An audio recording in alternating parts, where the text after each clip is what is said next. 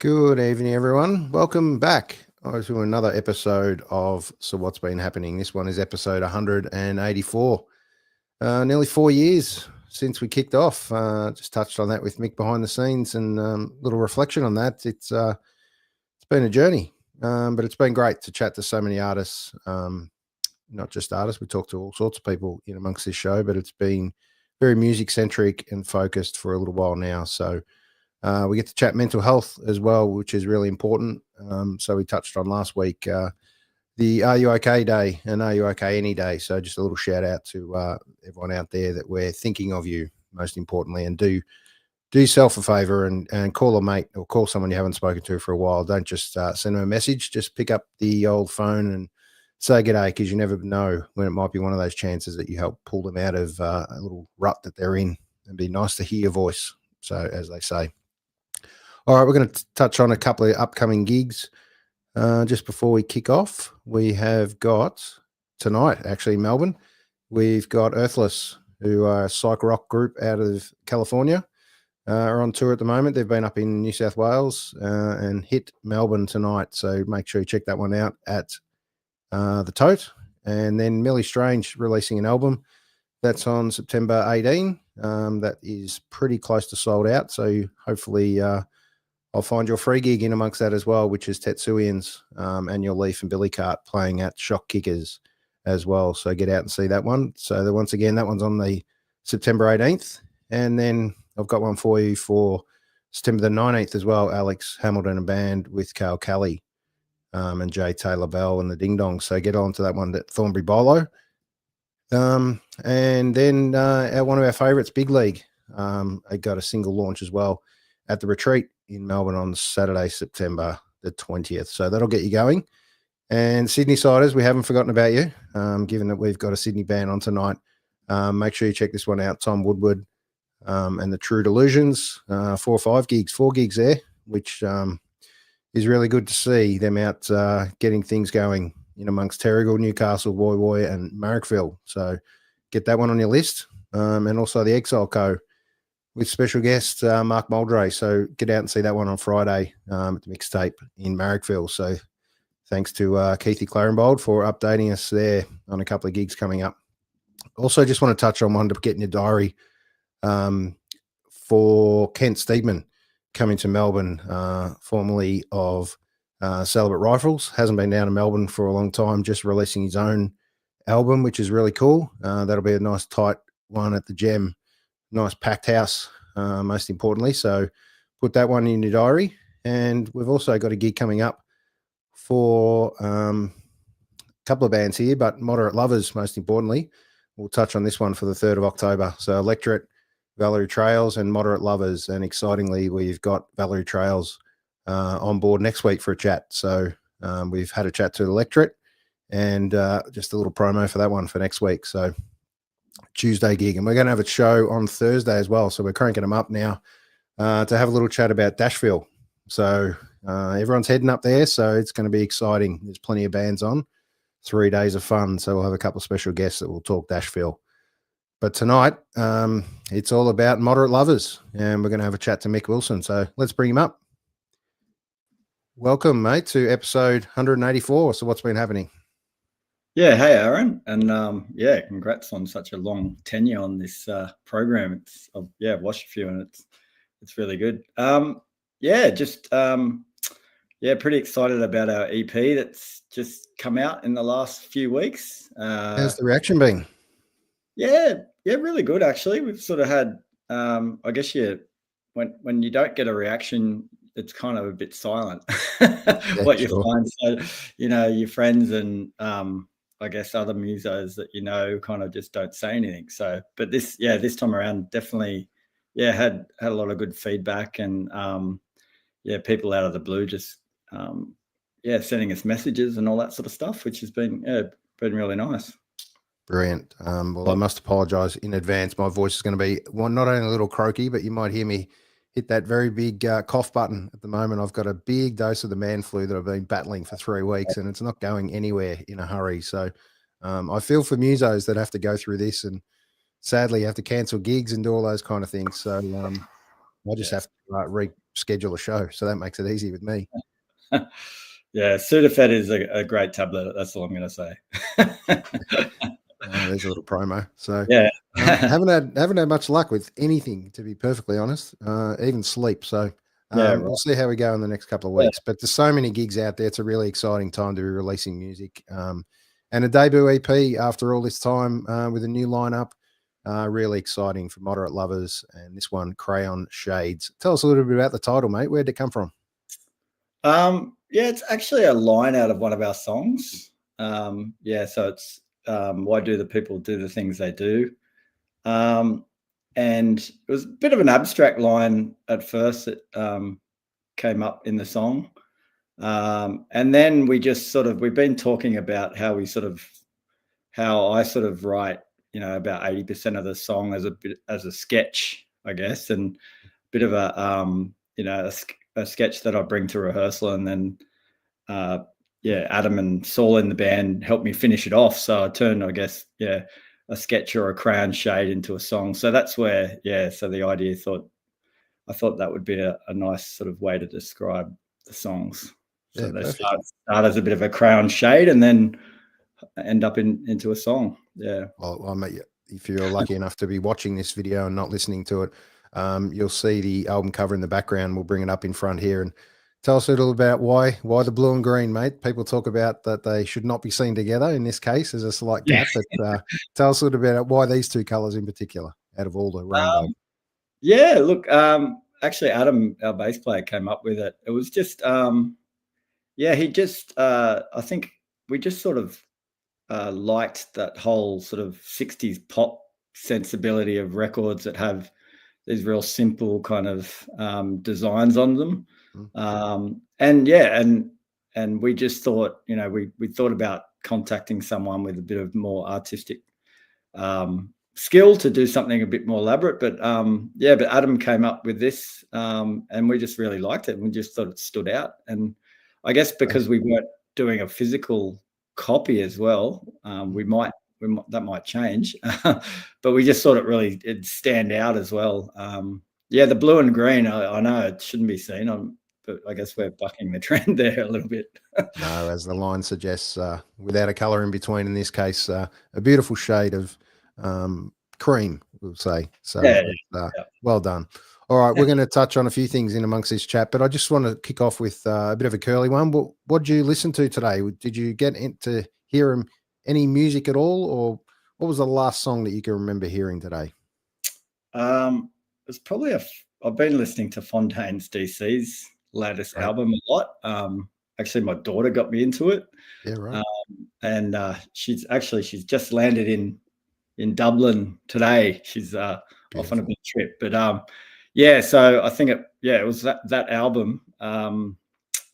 Not sure which track on their latest album, but just really love it. Like, it's just so eclectic and it is so cool. And I'm a bit behind on. I need to catch up on their back catalogue, but really enjoying their stuff. Yeah, there's a lot of people talking about that album over time. It's something different, and it's shaking it up a little bit, and people now discovering them and discovering back catalogue. So it's always good to do that. So, all right, we're going to kick off with the first track off the album, Lucy's Gardening Again. What a great title. Let's play it. Lucy's gardening again. She's out there with her furry friends. The sun, it shines to denote the start of the summertime. Lucy's gardening again. She'd almost filled the basket when picking all the ripe pumpkins before the rain comes. She'll be the one to save the aubergines from falling.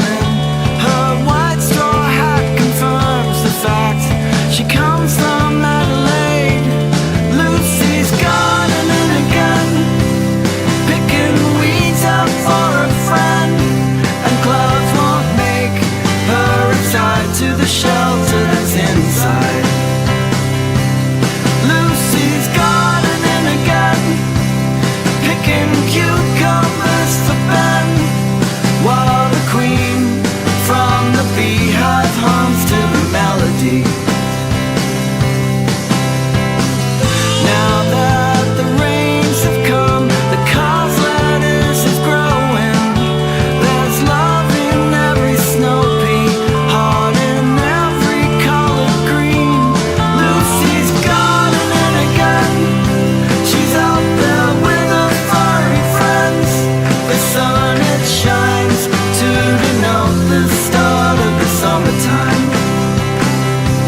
the sun it shines to denote the start of the summertime. You know the summertime. I hope the summertime will help you out one day.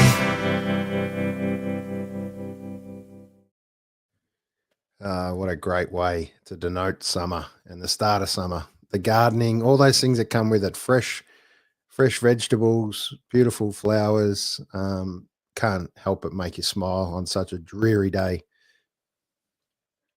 Yeah, it's actually pretty warm here in Sydney today, so it's sort of feeling a bit summer. Good to hear. Yeah. Good to hear. Yeah, where'd that come up in amongst the EP for this one? Obviously, it starts off as track 1, but how did it go through your songwriting? Were you holding this one, or did it come as pretty fresh material? That was one that had been hanging around for a while. So I was in a band called Froggy Prinze before Moderate Lovers with some friends, and we did a EP and some singles. Sort of didn't get past COVID and for different reasons. And anyway, Lucy from the band lives across the road and she loves gardening. She's always out there on a Sunday, and we just think she's crazy. We're just, too lazy to garden. We're sort of talk about that's what you do after you've retired. And I just thought it'd be funny to do a song about it. And I was sort of just thinking about this sort of, Super 8 sort of film, watching Lucy amongst the flowers and vegetables, and the furry friends reference is a bit of a joke that our cat goes over there to their garden and leaves little messages in their garden, which Lucy sends us little humorous messages about sometimes. So so that's where it came from. And then I thought it'd be good to bring to the new band and record. Yeah, it sounds great. It's fun, it's uplifting, and it's one of those ones that's desperate for a clip. So we hopefully we can get that in works somewhere along the line. It pays homage to Lucy and the beautiful garden that she must have. Yeah, definitely. We're just waiting for her to get a garden in order, and then we'll do the clip. Like a typical gardener, it's never ever ready to present. That's right. But 100% better than anyone else's garden in the street, no doubt. Yeah. All right, let's touch on Shakedown. This one's a little different. I'm going to play a little bit of the clip part of Shakedown that you had, just so we can see a little visuals of the band as well. Here it is, Shakedown. Slow down the Jeep for a moment. We talk for an hour or a minute. The sign in the sun contest is boy. Stay long. Till I come home. I can see and smell. I cannot hear the ringing bell. Says I've seen this before. I felt this pain on every shore. Attention that you hold like it's on it. Want to think I jumped right in. I was asleep, but now to the sound speed. You're all I need. And to shake down, such a breakdown, and I know it's not too bad. I can feel it, I'm feeling. And to shake down, such a breakdown, I can even hear the crowd. I can feel it, and it's reeling.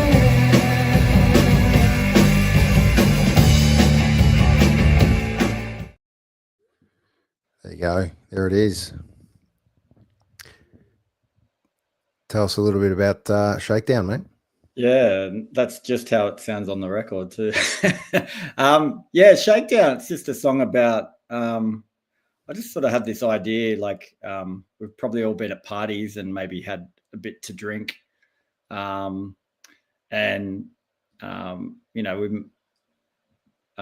not quoting a true story here; it's fictional. But if you're waking up at a party, like if you've had too much to drink and you wake up and not know where you are, and the idea was just that you wake up at a party and you meet someone that's kind of very interesting and but maybe someone you probably shouldn't be hanging out with, probably trouble. So it was a little bit of a romantic story, but a little bit about, meeting someone that, you're attracted to, but you're probably not, you shouldn't be hanging out with, and it's going to all go bad. So, yeah. It's always, you're right. It's, there's an element of intrigue, but there's an element that's going to get you in big trouble. So best to stay away sometimes, or move, get out of there. So you don't necessarily see it at the time. All right, we're going to talk maybe in one of those moments, Lost City. Yeah, we've got a little bit more of a clip to play on this one, so this looks like a fun clip to put together. So we'll play this and we'll have a chat about it. Lost City.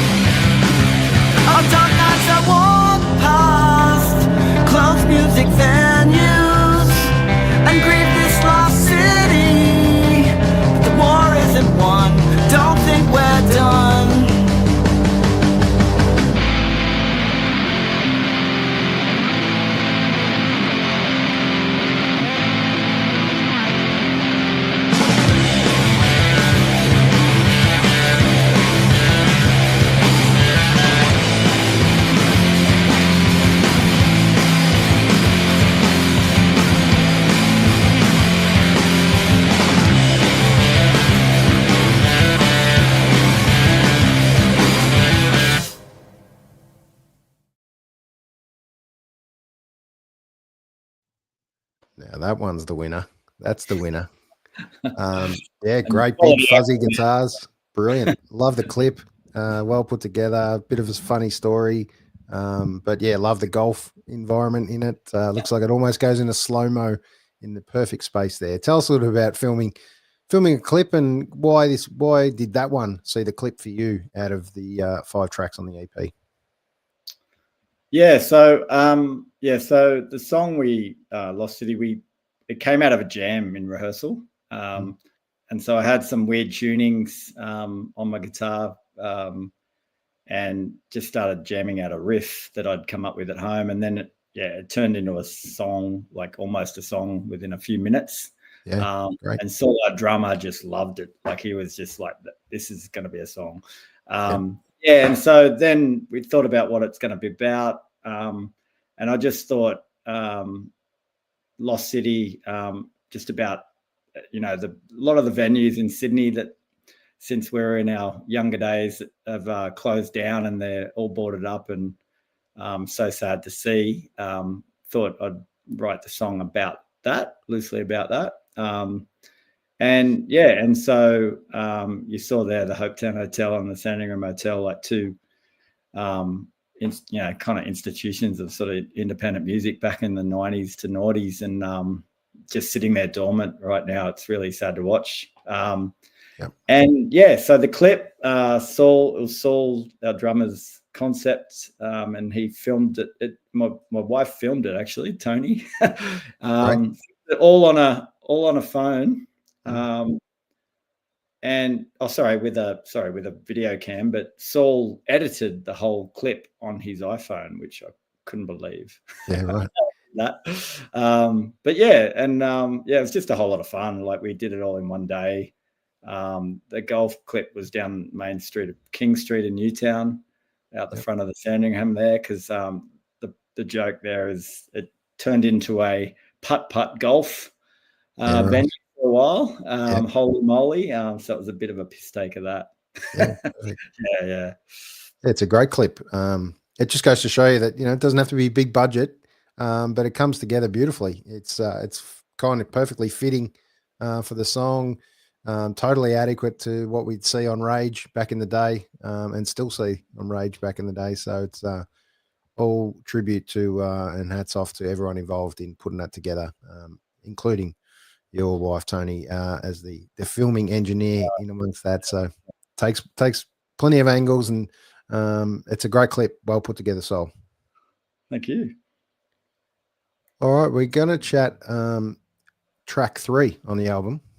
Why do people do the things they do? That's a really interesting title. It's a long one, but it's one you have to read slowly because you can trip over it quite quickly. But tell us a little bit about the song before we play it. Yeah. So there is a line out of that song, and that's where the song kind of started. So I thought it'd be funny. So I had an old teacher that took a ball off me in the playground years ago, football, and I ended up I'm now related to sort of indirectly related to him and his family, and I used to joke about like that I'd get my ball back.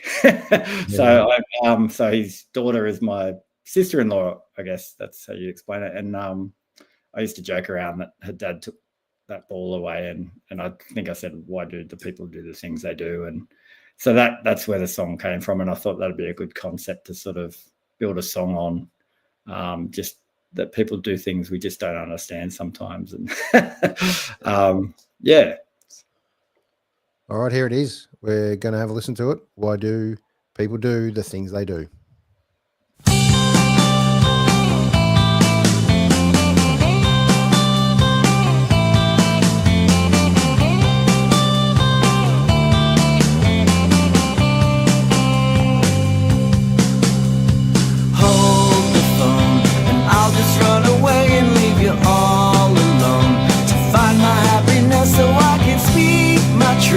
Why do the people do the things they do? Crayon shades, your dignity is gone, you sold it off in spades. Just like a supernova as it finally fades. Why do the people do the things they do? You're all sucked in danger, caught up in your own blood, the substance and all style, a walking charade. A toy football was confiscated, just another captain's call. No ultimatums when you're 4 feet tall. Why do the people do the things they do? You're all sucked in danger, caught up in your own pile. No substance but all style, a walking charade. In this troubled era post-TV, we've missed our time to thrive. I'd rather struggle with a scratch CD than to find the singer can't afford to write another song that's just as good as this.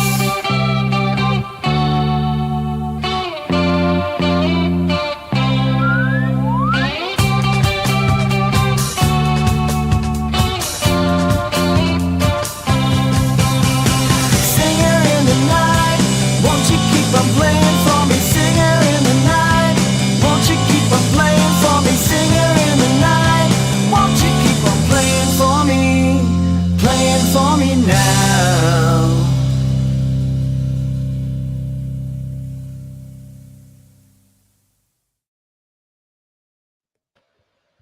Yes, love that one too. It's a great 5-track EP. They're all killer songs, and I'm not just saying that because I'm got you on listening to it now. There's been a few people hit me up since I advertised I was going to do the show, and they've seen it and reached out, and there's some good stuff in amongst this.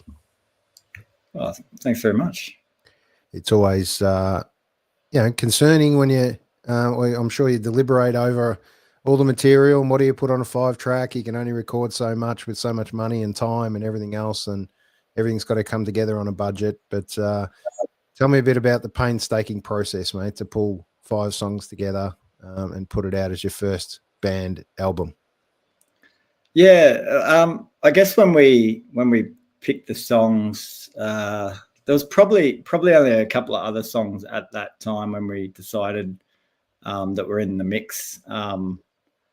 And so it wasn't too hard. I think there might have been a little bit of deliberation that one got kicked out. But, going through the process and recording them was, really, great fun just a great way to sort of lock it all down, like, because the songs structures and that move around a little bit before you've recorded them. I guess the good thing is it's kind of really spurred us on. So probably since we've recorded it, we've probably written a bunch of songs. So we're kind of quite keen to what's next now. So, yeah. Yeah, that's always great to know that some things you put out, other things you want to flesh out a little bit more and get a bit of feel and get out and play them again, play them live most importantly, and get ultimately the test of the reaction of the punters. Yeah, that's right. And it's been good, being able to play shows and play the songs and then have people, listen to the record after or on their way to the gig and send comments and that as well. So it's pretty, they can sort of instantly get a hold of it. So, yeah, that's good. Yeah, the line in that last song, "No ultimatums when you're 4 feet tall." I love it. Who came up with that one? Well, that was me. That was the story about, when the teacher took my football in the playground. So I was the 4 foot tall kid, not being able to argue with the teacher around, taking my footy off me in the playground. So and now you get a chance to square up. So in the song. Right. So who would have thought it would become a song all these years later? Yeah, that's right. It's kind of just a bit of a random memory, but I kind of like some of that sort of abstract sort of storytelling in songs where, although it's not a big part of my life, it's just it's a little memory that I'd like to document, Yeah, definitely. I also love the liner, "I'd rather struggle with a scratch CD than find a singer that can't afford to write another song." Yeah, that's pretty cool. Just as good as this. That was all sort of about, I guess, this, as my songs sometimes do, they go off on a tangent. That's okay. That's great. The end of the song was just, sort of covering off that whole thing around, the fact that people don't really value music too much. So I'd rather, just reminding people that, if we don't invest in it as a fan, then in new music and sort of independent music, then it won't exist, if we don't go to gigs and buy their physical copies or spend the money on Bandcamp, then it's pretty hard for people to invest in the next project, I guess. It sure is. And just on that, let's thank Chris Familton and Chris Familton Publicity for connecting the dots once again, connecting us together. I've seen Moderate Lovers on his list for a little while, and always said to him when the time's right and the boys have got something out, I'd love to have a chat to Mick, or at least someone in the band, and have a chat to, it's always good to get a bit of a feel and understanding of what's behind the music. So once again, thank you for Chris connecting us. But it's really important to have a publicist in your stable these days. It's not easy putting music out and trying to get cut through, especially as you get a little bit older in your journey. The kids are doing it a lot quicker and a lot faster than we are. So, just tell us a little bit about, the point of having Chris as a publicist and what it frees you up to do. Yeah, it's really good. I mean, I think often people make the mistake of spending a fair bit of their money on the recording process and all that sort of stuff, and then forget to try to get it out to people, get it out to as many ears as they can. I think it's kind of important. And I think people like, Chris just sort of like, as you know, it's not the fun part of the job of playing music. Like, that's the fun part. Administration with online promotion now is just so burdensome. You know, there used to be just street press where you could just give them a couple of $100 and you get a quarter-page ad, and that was and that's all you had to do, or you just get put in the free street press just because you were playing. So with the social media and all that, it's just it's really helpful to have someone to do that, and also just to get it out to a network of people that you just don't know. So overseas, and Chris has got us over to community radio stations in America, like college radio in America, and all that stuff. So that's what people like Chris can do for you, and really appreciate it. And definitely got a few bands in his stable of artists that he represents that have got a same feel and community and genre in amongst what you've got. So it's great to be able to connect the dots, connect with other bands, put tours together. Got a question from Peter Thomas, an interesting one. Can you ask Mick how they came to do an NWA cover at their launch? It was brilliantly done too. Yeah, tell us a little bit about that. There's one from Out of the Box. Tell us what it was and how it came together. Yeah, and I met Pete that night. He's a lovely guy. Look, when I was 15, like many young white kids in Australia, I was hit with the craze, like the gangster rap craze, in particular NWA, that Straight Outta Compton album. I think it was 89, I think it might have come out. When I was in, so Saul, our drummer, and I were in a band in the 90s and noughties called Soapstar Joe. And as a side project, we used to do this thing called Miranda Boys with a Z. Yeah, right. And we used to basically do old school hip hop covers. And we played the odd gig around Sydney. And as soon as Saul and I have got back playing again, we're like, we could do that again. And it was just an encore song that, and the song Express Yourself is all like, it kind of just, it's just saying to everyone, go out there and express yourself, whatever you're into. And it makes people have a second look and they don't see it coming. So a bit of that surprise factor as well. Nice. So has that been in the set list for a little bit, or wasn't a surprise? That was the first time. So we'll see what other surprises we can bring to future gigs we've got. Great to hear. And just on future gigs, tell us a little about what else is coming up. I know I saw this one on the 3rd with Electorate, Valerie Trails, and Moderate Lovers. That's exciting one. A free gig. Free gigs, no excuse not to be there at the Golden Barley. Yeah. So we did our EP launch at the Golden Barley, and it was it's such a great venue. Valerie Trails, they're from Brisbane, and they're on next week. But they contacted us to do that show with them, and we're old mates with Josh from the Electorate too. So hit them up, and we're also we're playing the Thursday night. The Thursday, the 2nd of October, down at Frank's Wild Years with Valerie Trails. Okay, great. Valerie Trails as well. So that's going to be fun. That's just down sort of an hour, 45 minutes south of Sydney down there at the Thirroul. It's a great cool little record store / music venue. But then, a week before that, on the Sunday, the 28th of September, we're supporting Dave McCormack and the Polaroids at the Union Hotel in Newtown on the Sunday Arvo. I think it's from 4 till 6. So perfect. Pretty happy about that one, because we're sort of obviously I was a big Custard fan back in the day and really like Dave's new stuff, and so that's going to be exciting, that one. Hopefully get a few people that don't know us seeing us for the first time. That's exactly what it's about. Spreading the love, playing on different gigs and bills, and doesn't matter where you are in the lineup. I always suggest that everyone comes early and make sure they check out the supports, because whether they may be the band, but that band may be playing in a different combo even for the day. So that's always a little bit of magic. So make sure you get along early to all these gigs and support right from the first artist to the last, and I guarantee you there's a surprise in there that you weren't expecting. Maybe an NWA cover. Who knows? Never know. Who knows? So guitar for you, was it always guitar? Yeah, it was. Yep. I was. I didn't really. I wasn't one of those kids that 7 playing guitar.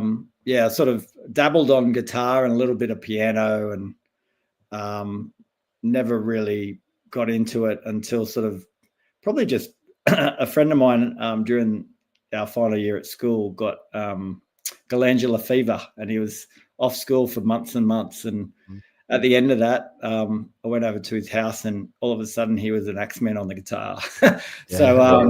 And he started showing me just some riffs, and he showed me, Smells Like Teen Spirit, just the basic riff, and then it kind of made me think, maybe I could do this. It's not that hard, and at that time was getting sort of into new music as I moved out of high school, and then got the taste for it. And, what else was it? What else was it growing up for you? What other music were you kind of into? You had a bit of a mix, obviously, by the sound of it, but what kind of really resonated, say, into your 20s as you started to, get through that, I guess, hip-hop era was done. The post-punk, not post-punk, but the teen, Smells Like Teen Spirit, all that sort of feel for Nirvana. What was it for you, the grunge scene? Yeah, so I had a friend at college at TAFE who was very influential on me and feeding me lots of mixtapes and stuff like that. Yeah. As was our original bass player in Soapstar Joe, Nigel. But yeah, so I got right into bands like Earthworm and other Magic Dirt and those sort of bands that I got introduced to. And because I lived out in the burbs, it was all new to me, really. And then, my same friend at college gave me a tape, Slanted and Enchanted by Pavement. Right. He said, "Oh, here's a band.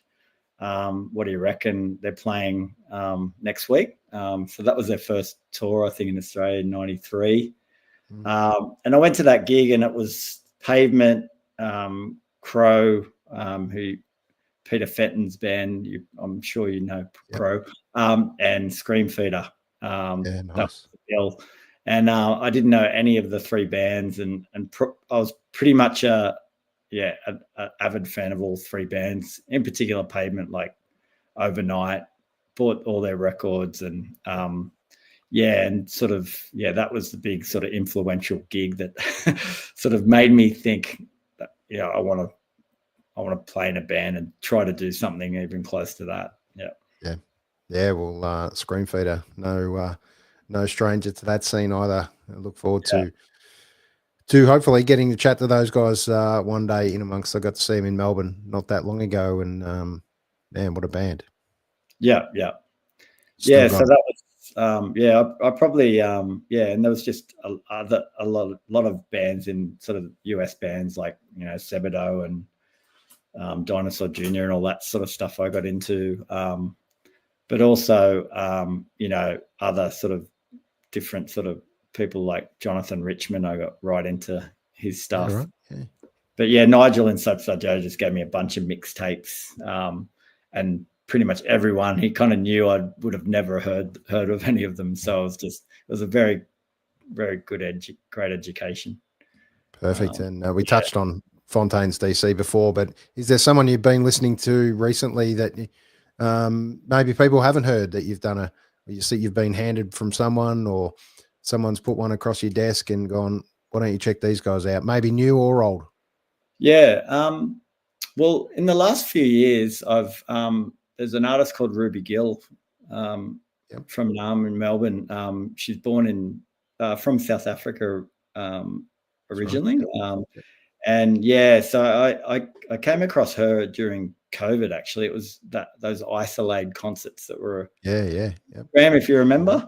Absolutely. I think she was in South Africa at the time, and she was sitting on this sort of in this farm playing just an acoustic, and I was just totally blown away. And I've pretty much been a avid artist ever since, and we went and saw her, took our kids to go see her recently. She's just done a kind of almost a national tour in New Zealand and Europe and everything. And she's just such an honest songwriter. Elements of sort of Joni Mitchell influences, but just so honest and fragile in the way she writes songs. It's probably something that I've really loved, and probably on the sort of more rock sort of things. A band called Floodlights, also from Victoria. So I've got to think of a Sydney band. Pretty spoiled down here, I must admit. Yeah, so I just heard them on, I think it might have been 2SCR up here in Sydney, and and then we got to see them just at a little bowling club down at Wombara, down near Wollongong there, and it was just really impressed, and it's been really good seeing them develop as a fairly young act, and their debut album was just their second album, I think it was. Their latest album is just absolute killer. So always, and my kids are always now my influence as well. So they're introducing me to lots of different stuff like Fontaines DC and even some sort of hyper pop stuff and everything. Well, psych rock's the big deal at the moment. Everyone's into it. Everyone's trying to do something like it. Who would you say is your biggest influence at the moment, in whether it be in your songwriting or within the band, the biggest influence of who you kind of listening to be inspired by? Is there one? No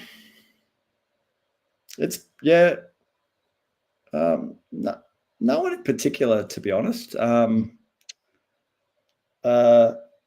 think I'm moving around a lot in my influences. Sure. And so I'm trying not to overthink the songs that come out. That it's perfect, comes out, So, but then when I reflect on the songs that have come out, songs on this album have definitely, there's sort of, Lucy's Gardening again's kind of got that Brit pop kind of influence, probably. But I think it's just, there's songwriters. Sorry, I'm getting a bit stuck here, but probably a songwriter. A songwriter I refer to is like Darren Hanlon as a songwriter. From the lyrical side of things, I'm always thinking, how could I even be half as clever as someone like Darren Hanlon? So from a lyrical point of view, he's always a kind of a bit of a guide for me. Sure. And what is the songwriting process for you? How do you go about it? Is it lock yourself away in a room, or just come up with some thoughts that are happening at the time and pen those down? And what's the process for you? It's usually, most of the time it comes after the riffs or the guitar kind of parts have come out, or at least most of them, and then a vocal melody. So I'll often, hum a vocal melody in my phone or something and capture it.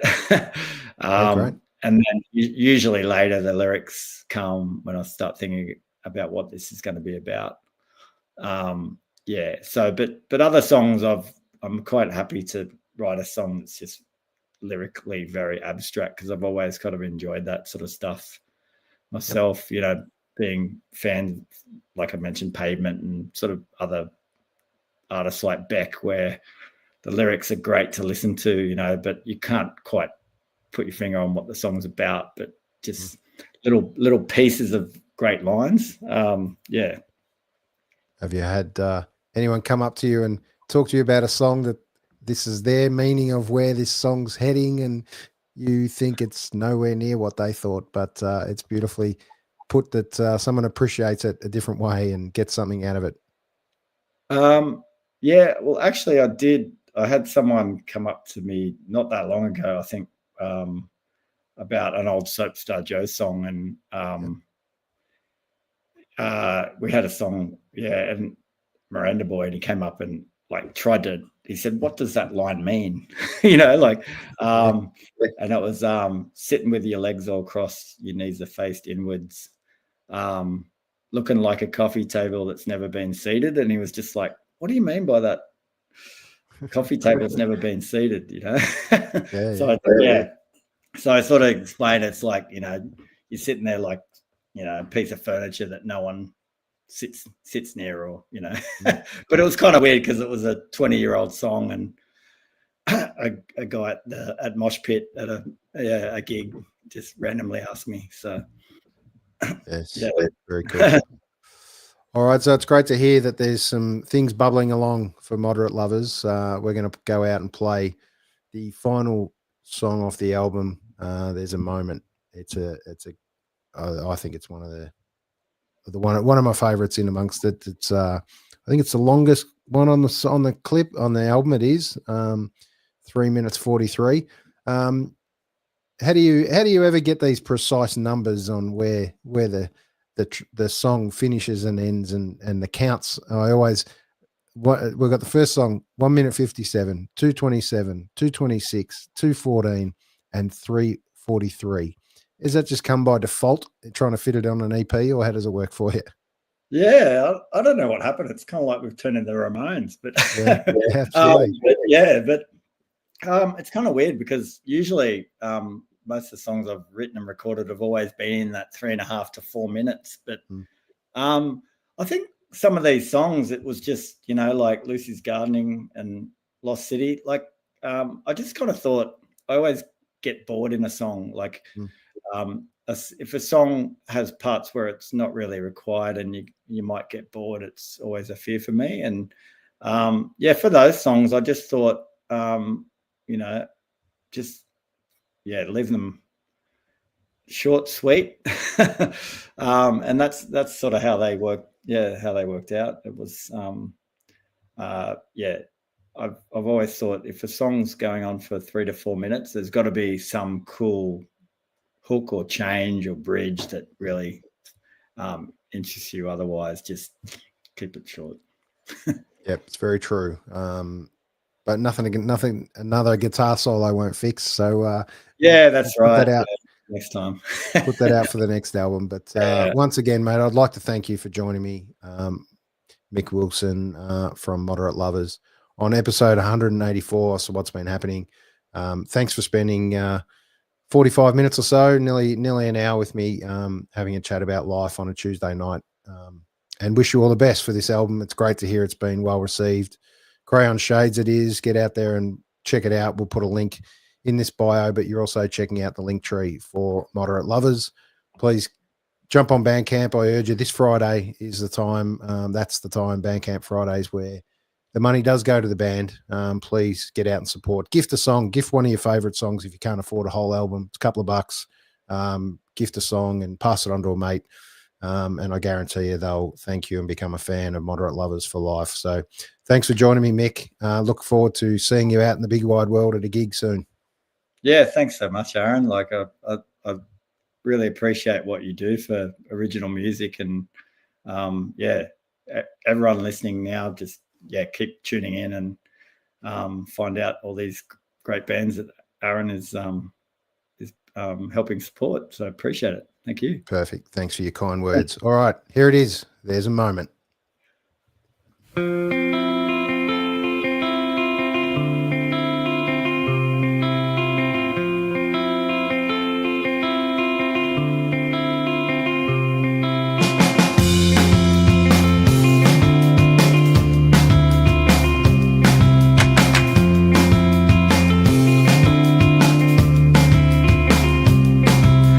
Couldn't stand up when the moment needed gallantry, too frightened to speak for the ones who knew they couldn't.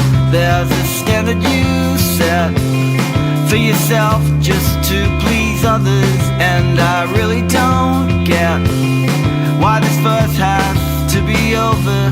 There's a moment that you hold on to until you noticed that smile. Battles are faced talking seems, the sweeter the taste. The more you fall into bitterness like the bourgeoisie. Revolution failed to find it. Can you carry the debt of a friendship that is over? There's a moment that you hold